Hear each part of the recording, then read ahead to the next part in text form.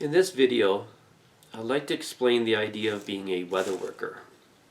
When you get to a higher dimensional reality, you can shape the weather. As an individual, it depends on how high your dimensional consciousness is, but more as a collective. And on Earth, as an example of this idea of being a weather worker, there was a hurricane back in I think November, October, called Hurricane Daniel, and is heading towards the Mexico, on the western coast of Mexico. It was coming in.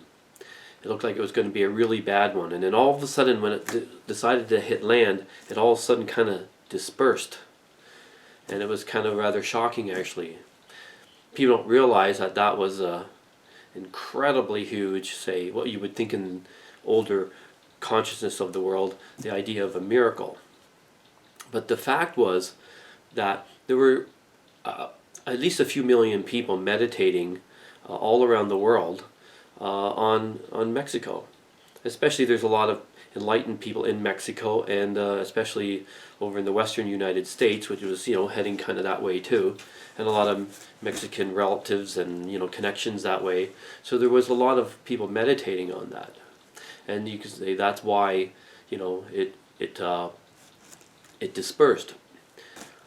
However, as a group, science has proved many times that group meditations can bring on very profound effects in the world on so many in so many ways. If you go and you study and read books and look into this, you'll find out exactly what I'm saying.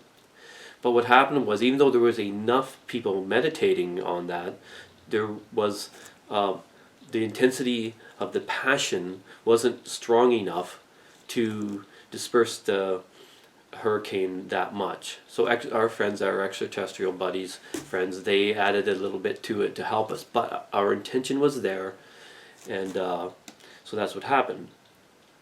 So I made many videos about manifestation, main message in crop circles. It's 3 to 5, by the way, and if you check it out, you'll find out. The other thing that almost the majority of all crop circles, they all have to do with the ascension to a higher consciousness, expanding our consciousness. That's what they have. So in the fact of being a weather worker, when you say are more advanced dimensionally, like extraterrestrials are in this universe, other universes, galaxies, goes on and on, creation, and many other videos explain all of these things. You have to understand, there's a guy called Dr. Royal Rife. He invented a thing called a spectrometer and bioresonance healing. What he proved was that everything is energy. Everybody, you say, hey, it's all energy of some kind. Well, how did it get here? How do we shape it? What did we do with it? What Dr. Royal Rife proved is that everything is holographic. Everything is light energy. This way, but we have to remember, there's my other videos trying to help all of you to remember how to play with the universe, because it is a holographic amusement park.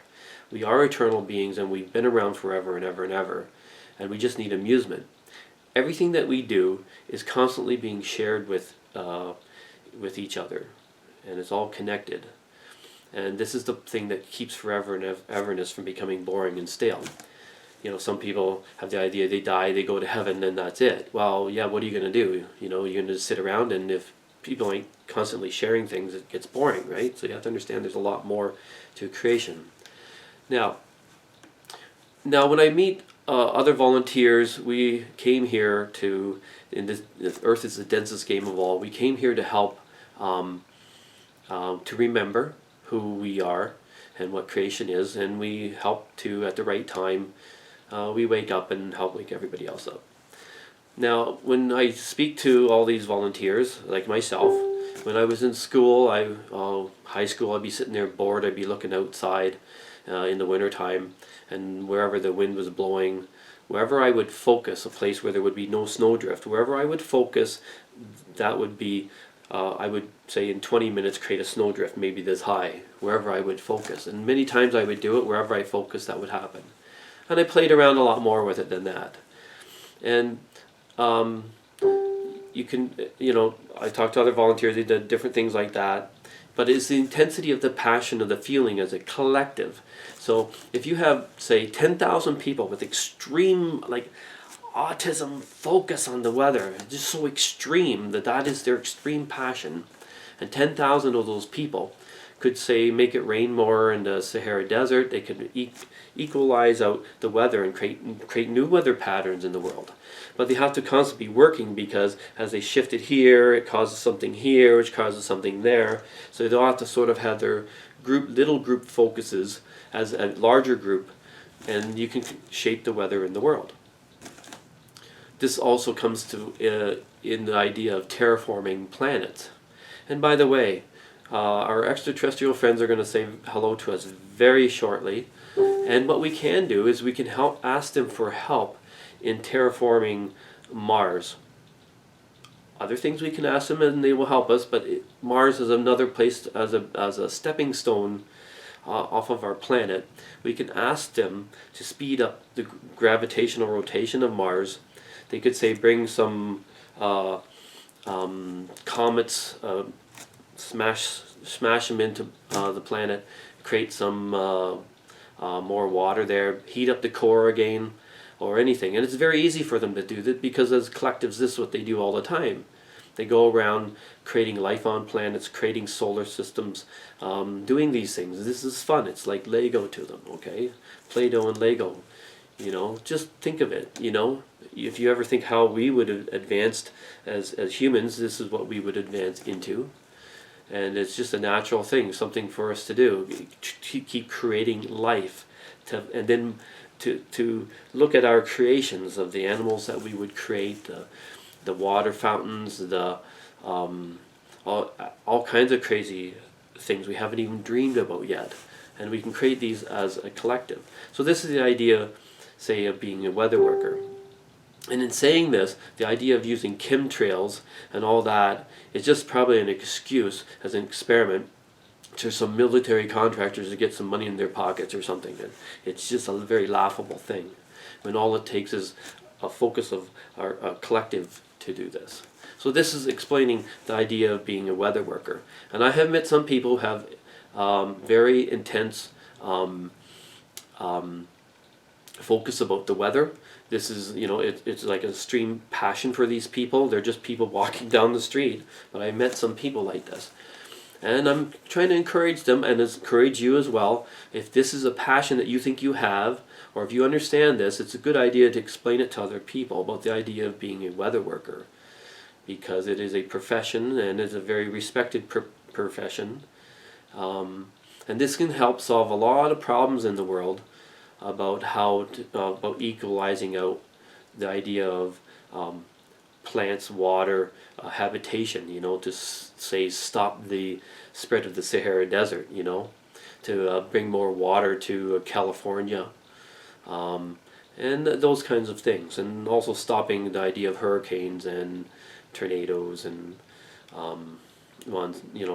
monsoons and whatever. It's just sort of, instead of such big intensities, it can just be sort of spread out or focused more in, more like larger storms rather than in a category 4 hurricanes or something like that. So this is just a little bit about explaining that. I just finished making one explaining telepathy. Very short one on that one. Empathy is telepathy. Telepathy is empathy. So the more empathic you are, the more you open yourself, the more you just communicate with each other.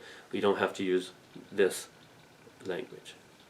So then again, I have many other videos, and in more detail, and I'll describe more and more about extraterrestrials when the time comes. But all you can do right now is, the clouds are full of spaceships. They're hidden behind the clouds. Sometimes they sneak out. You'll see some funky light shows going on. And this is their way of saying hello. And explaining that, there was a movie called Close Encounters way back in the 70s. And they had all these funky ships with all these funky lights. I wonder why they wrote a story that way. How did that happen? And why do we have these light ships now saying hello to us?